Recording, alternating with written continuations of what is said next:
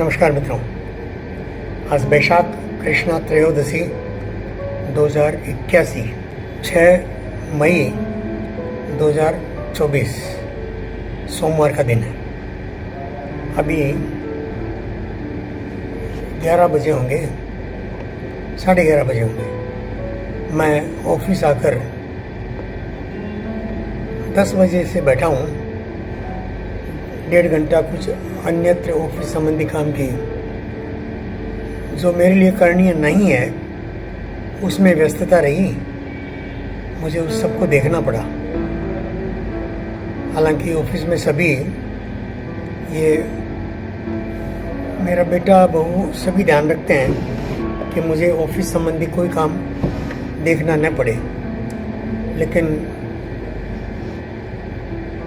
मैं स्वयं ले लेता हूँ मित्रों। तो थोड़ा चित्त बेचैन है, और चित्त की बेचैनी दिल्ली की, भारत की अन्य जो घटनाएं हैं, विशेषकर राजनीतिक, उनको जानकर, देखकर, समझकर थोड़ा और विचलित है। अब राजनेता अपने टीवी शोज में, बातचीत में जब ये कहते हैं कि राम मंदिर सांस्कृतिक मुद्दा है, राजनीतिक मुद्दा नहीं है, फिर कभी कभी कुछ जन और आगे बढ़कर कह देते हैं भाई ये तो सामाजिक मुद्दा है, राजनीतिक नहीं है। वो सुनते ही मुझे लगता है कि वास्तव में सारे मुद्दे चूंकि इंसान से जुड़े हुए हैं और भारत के मुद्दे विशेषकर भारतीय से जुड़े हुए हैं, इसलिए सामाजिक, राजनीतिक, सांस्कृतिक या एक संपर्क संबंधी, दुनिया से संपर्क संबंधी या हमारी प्रगति संबंधी सारे मुद्दे तो मिलजुल कर एक जगह आ जाते हैं। अब जैसे अगर ये राम मंदिर का सांस्कृतिक मुद्दा है तो हम अपनी चंद्र यात्राओं को क्या कहेंगे, गगन यात्राओं को क्या कहेंगे? क्या वो संस्कृति के विपरीत है या संस्कृति सम्मत नहीं है, या कुछ ऐसा है जिसको सांस्कृतिक पक्ष छूता ही ना हो? इस बात को तो कोई नहीं मानेगा। चरई वेती निरंतर आगे बढ़ते रहना, निरंतर नया खोजते रहना, और ये तो हमारा एक भारत का सांस्कृतिक सत्य है। हर भारतीय इसको जीता है, हमारे ऋषि मुनियों से लेकर के और वर्तमान के सारे वैज्ञानिक तक, और चरई वेती को मानते हैं। और वैज्ञानिकों की अप्रोच में सांस्कृतिक सूत्र है, भारत की सांस्कृतिक उच्चता का गुमान है। इसीलिए हमारे वैज्ञानिक, इसरो के चीफ सोमनाथ, वो जब पहली बार फेल हुआ उनका चंद्रयान, तो वो मोदी जी गले लग कर रोए। अब मोदी जी शुद्ध राजनीतिक आदमी, वो शुद्ध वैज्ञानिक आदमी, और दोनों आपस में गले मिल रहे हैं, तो जो आंसू बह रहे हैं और जो मोदी जी उसको सांत्वना दे रहे हैं छाती से चिपटा कर, गले लगाकर, वो दोनों तो हमारी संस्कृति की पहचान है। वो तो हमारी सांस्कृतिक पहचान है।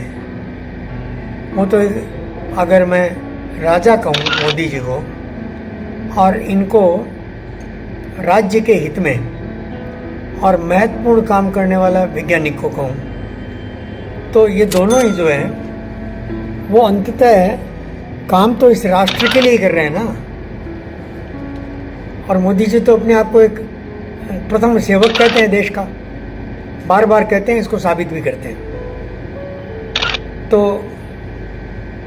और प्रथम सेवक के नाते, प्रथम सेवक के जैसा उनका आचरण भी है, उनका चलना, उनका नए वस्त्र पहनना, उनका खाना पीना, उनकी दिनचर्या, सब तो उनके कथन को साबित करता है कि वो राष्ट्राय नमः, वयम राष्ट्राय नमः या पतत्वे से कायो नमस्ते नमस्ते, संघ की इस प्रार्थना के इन पंक्तियों को चरितार्थ करते हैं वो।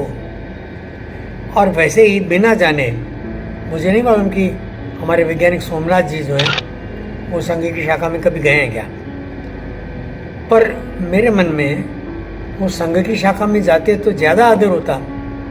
ऐसा नहीं है, वो अपने क्षेत्र में भारत का गौरव बढ़ा रहे हैं, इसलिए संघ के किसी भी सदस्य को उनके प्रति गौरव बोध होगा ही। तो मित्रों, ये मैं अपने मन की बात कर रहा था और वर्तमान संदर्भ से जोड़ते हुए, और जो देश के वर्तमान राजनीतिक उठापटक चल रही है, या जो मोदी विरोधी दल हैं और लोग हैं, वो जैसा अनर्गल आलाप कर रहे हैं, मिथ्या आलाप कर रहे हैं, जानबूझकर, समझकर, और जो इधर बीजेपी के लिए काम करने वाले या बीजेपी के अनुसांगिक संगठनों से जुड़े लोग, अनुसांगिक न कहें या सत्ता में भागीदार पार्टियां जो है, लगभग 28 बताते हैं, तो उनके जो सदस्य हैं वो जब भाषण करते हैं तो मोदी के पक्ष में और वर्तमान जो विरोधी बोल रहे हैं उन पर तीखे हमले करते हुए बोलते हैं। उन हमलों से विपक्षी वर्ग तिलमिला जा रहा है। उनकी तिलमिलाहट देख करके, विशेषकर कांग्रेस से एक एक जन करके निकले जाते हैं और भाजपा में आ जाते हैं।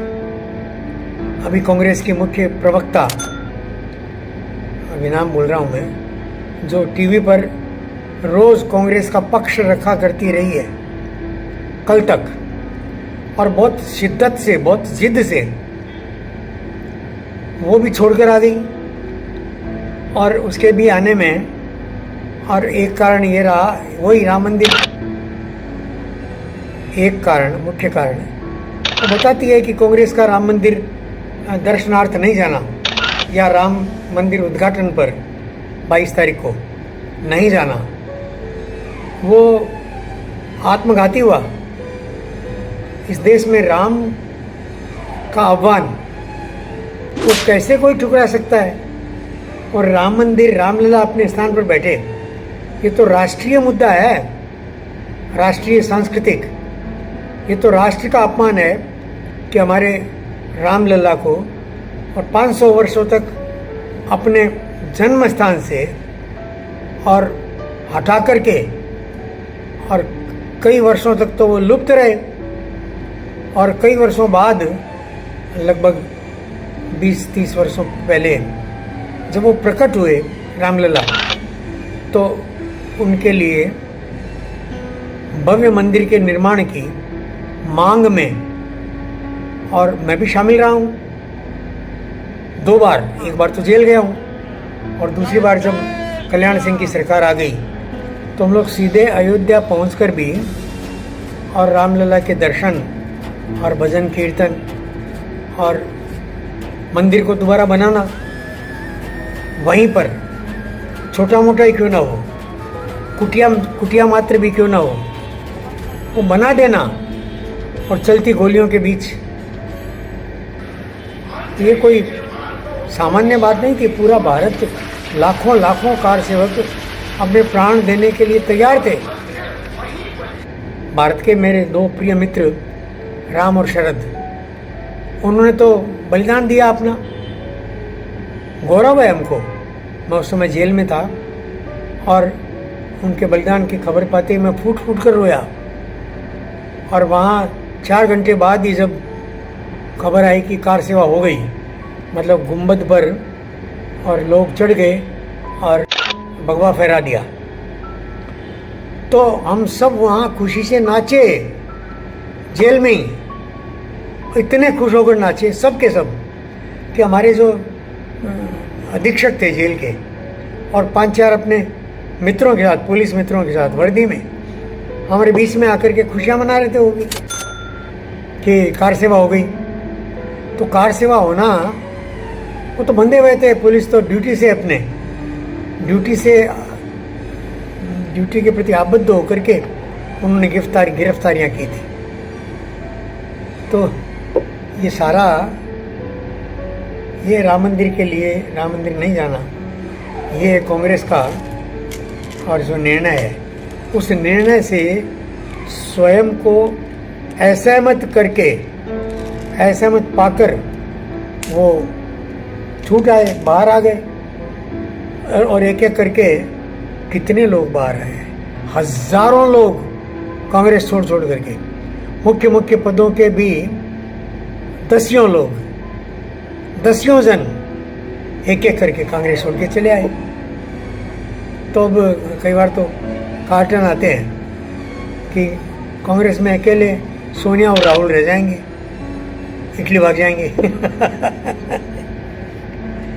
ये सारे विषय मित्रों, इन विषय पर एक एक करके और विधिवत और सुचारित रूप से इनका अतीत और वर्तमान के साथ जोड़कर कहने का मन होता है, पर चित्त की अस्थिरता और भयंकर गर्मी, भले एसी में बैठा हूँ मैं, लेकिन ये गर्मी बर्दाश्त के बाहर जैसी हो रही है। तो मैं समझ नहीं पा रहा हूँ कि मैं किस प्रकार इसे बैलेंस करूँ और इसे बैलेंस करके और आपसे बात करूँ। मैं आशा करता हूँ कि मैं आज आपसे थोड़ा बैलेंस होकर के बात कर सकूँगा। नमस्कार मित्रों।